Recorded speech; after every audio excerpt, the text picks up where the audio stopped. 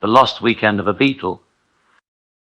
Once upon a time in the swinging 70s, there was a wild adventure known as the Lost Weekend. Now sit down, folks, let me tell you a tale about that infamous escapade from the mouth of none other than yours truly, John Lennon. It all started with a phone call. Ring, ring it went, disrupting the peace of my Manhattan apartment. It was Harry Nilsson on the line, an old drinking buddy of mine. "Hey, John, how about a weekend of fun in Los Angeles?" he said, his voice dripping with mischief. Now, you see, folks, when Harry suggested a weekend, he didn't mean just any old weekend. He meant a lost weekend filled to the brim with booze, madness, and misadventure. And I, being the adventurous soul that I was, couldn't resist the call. So off I went, leaving behind the hustle and bustle of New York City for the sun-soaked streets of LA. Little did I know what awaited me, a whirlwind of chaos and craziness that would go down in history. The moment I landed, Harry whisked me away to a world of debauchery.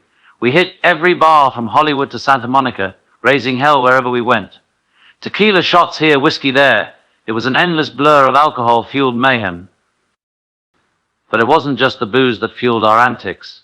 Oh no, we had a whole cast of characters joining us on our escapades. Keith Moon, Alice Cooper, and even Ringo himself showed up for a bit of fun. And fun we had, my friends, like there was no tomorrow. We stumbled from one party to the next, leaving chaos in our wake. There were rooftop concerts, impromptu jam sessions, and even a wild encounter with a herd of llamas, I kid you not.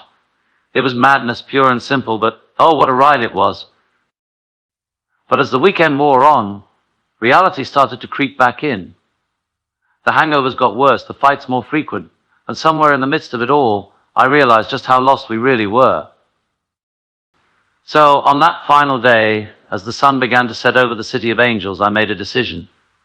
It was time to bid farewell to the lost weekend and return to the world I knew, or at least try to.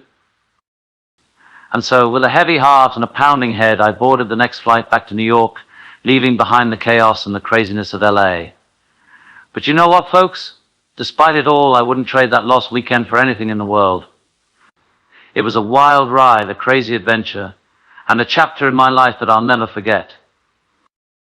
So there you have it, folks, the story of the lost weekend as told by yours truly, John Lennon. And remember, sometimes getting lost is the best way to find yourself.